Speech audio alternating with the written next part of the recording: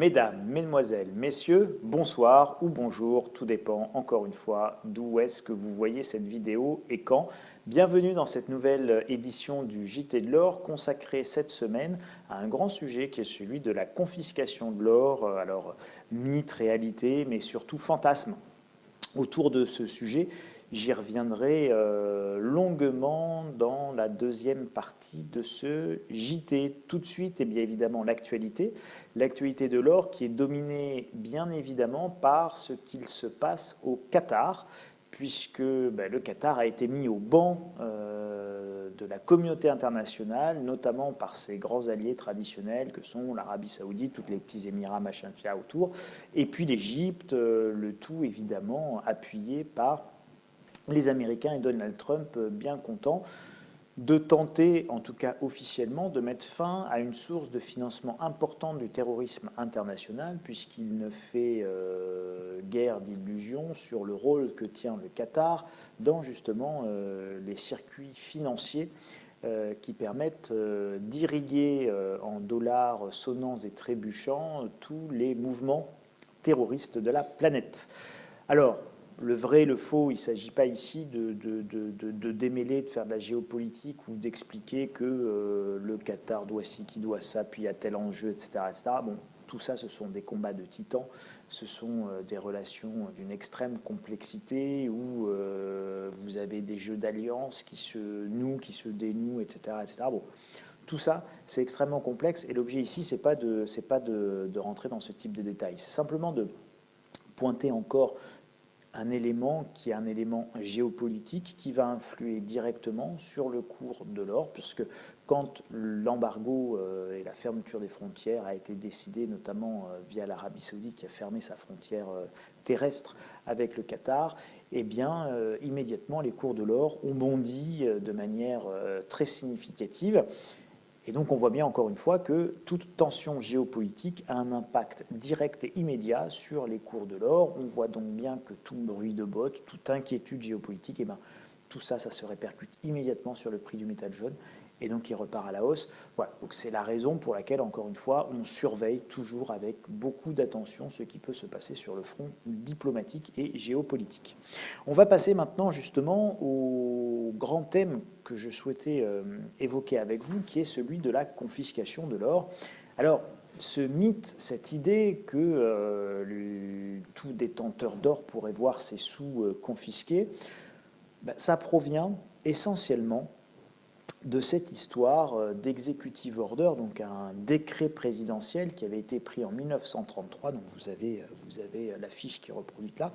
On va essayer de la mettre en incrustation. Cet executive order, cet ordre exécutif, ce décret pris par Roosevelt en 1933, ni plus ni moins, interdit la possession d'or par les Américains, non par les personnes physiques, c'est-à-dire que tout citoyen américain détenteur d'or devait tout simplement le ramener à la Bank of the Federal Reserve System. Donc vous deviez rapporter à la Banque centrale américaine tout votre or sonnant et trébuchant. Alors, si vous ne le faisiez pas, ça c'est le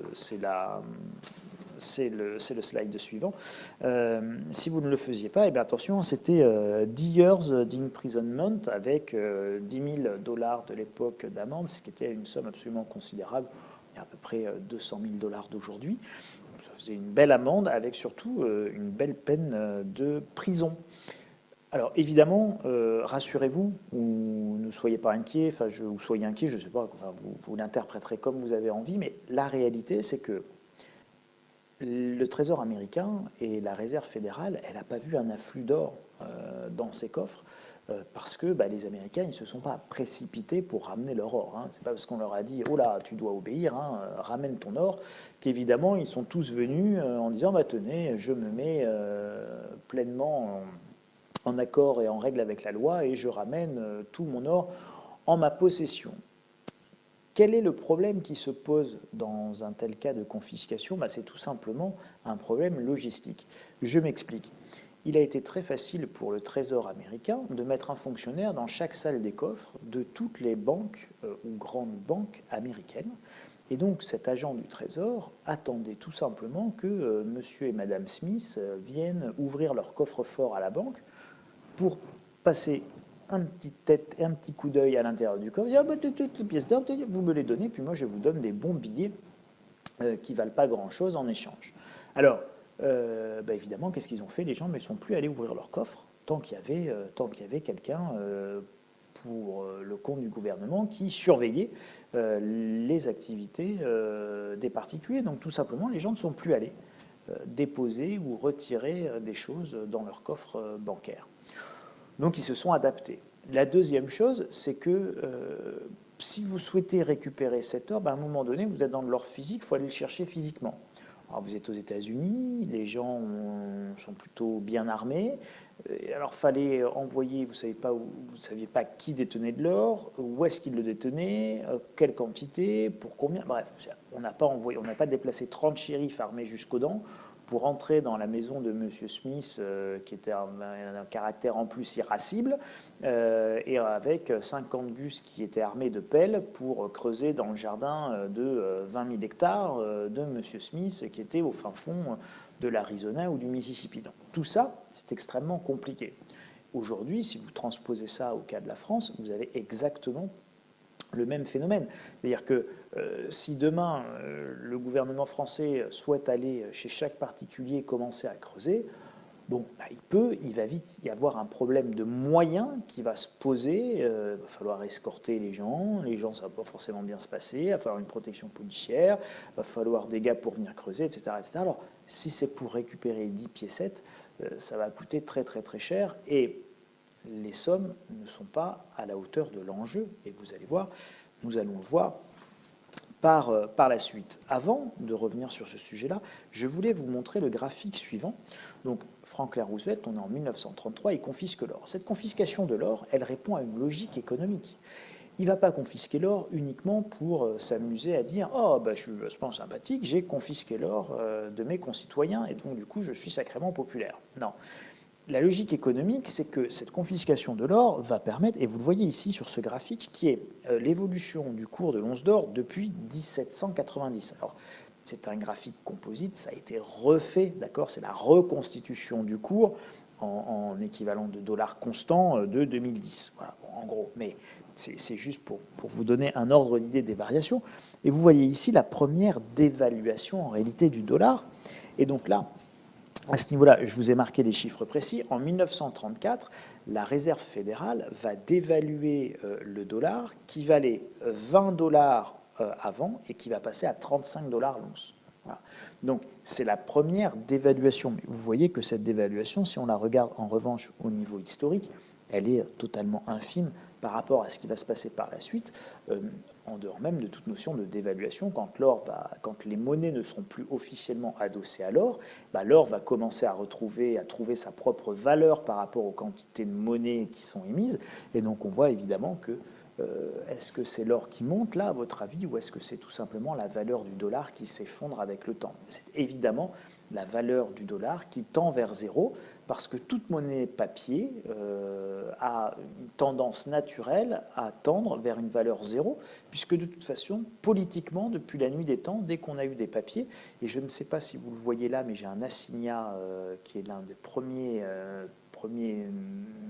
billets qui a été émis en France, eh bien ces assignats, ils vont voir leur valeur tendre vers zéro, mais alors eux, de manière extrêmement rapide.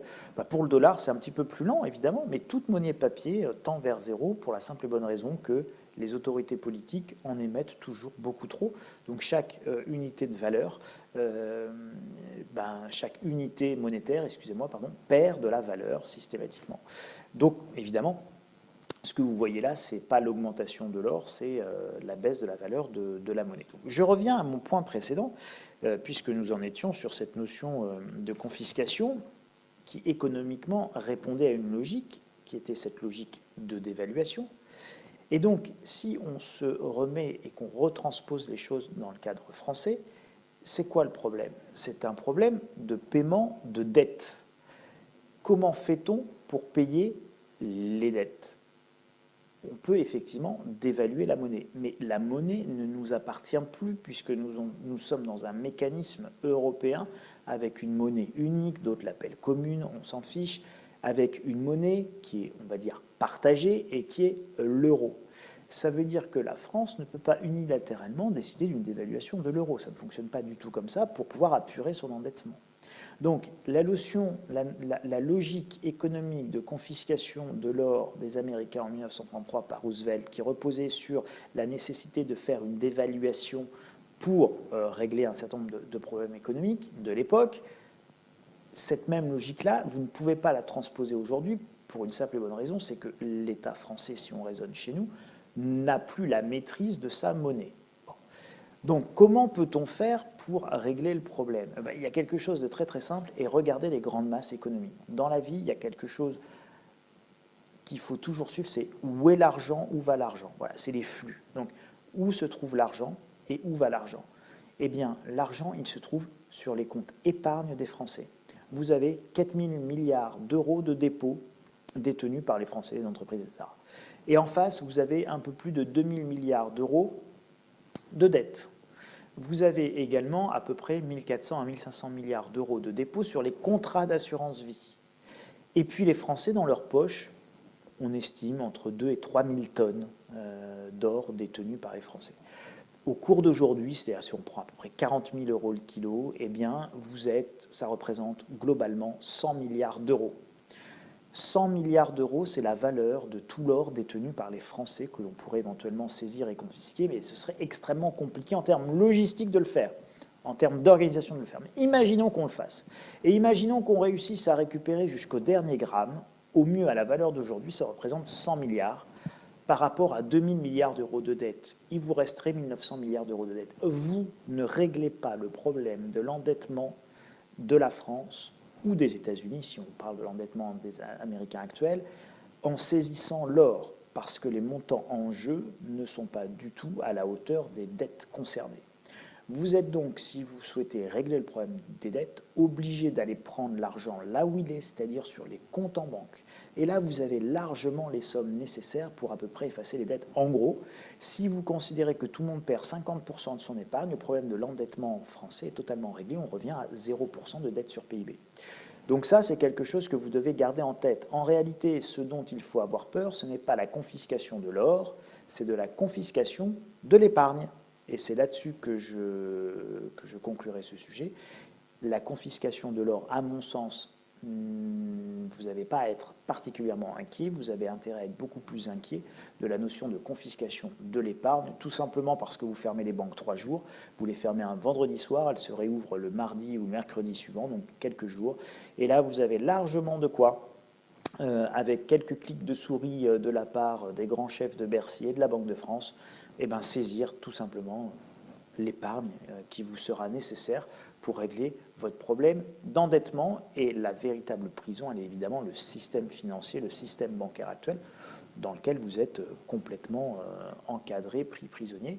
Et donc on peut vous saisir à n'importe quel moment. C'est d'ailleurs le danger de l'absence de cash ou d'espèces dans un système économique. C'est qu'à partir du moment où vous êtes en tout monnaie numérique, eh bien évidemment, vous êtes prisonnier du système financier ou bancaire.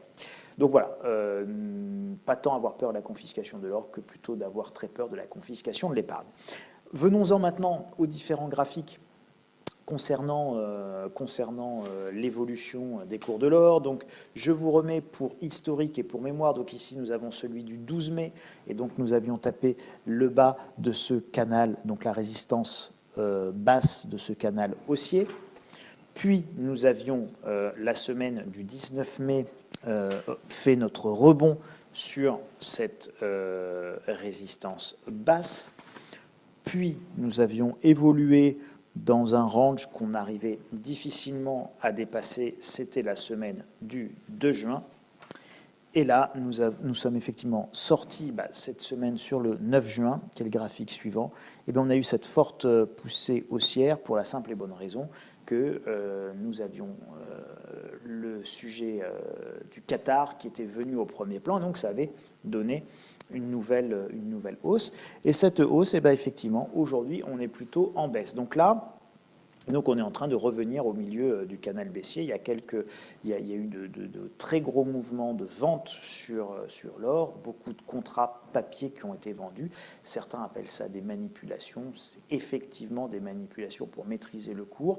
Donc on déverse des contrats futurs avec de l'or qui n'existe pas, qui ne sera jamais vendu, mais qui va venir peser sur les cours, mais ça c'est un autre sujet. Un jour j'y reviendrai de manière beaucoup plus détaillée.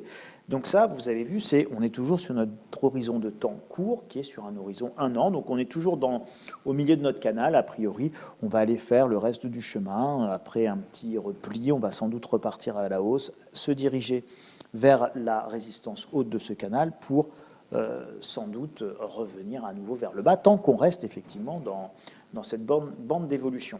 Mais vous savez que ça, il faut le pondérer d'une analyse qui, elle, se fait sur plus long terme. Et c'est le graphique suivant. Souvenez-vous, la semaine dernière, je vous avais parlé justement de ce montant. Donc là, on est sur de 1995 à 2017. Donc ça donne effectivement un horizon de temps qui est beaucoup plus grand et une photo qui est beaucoup plus importante.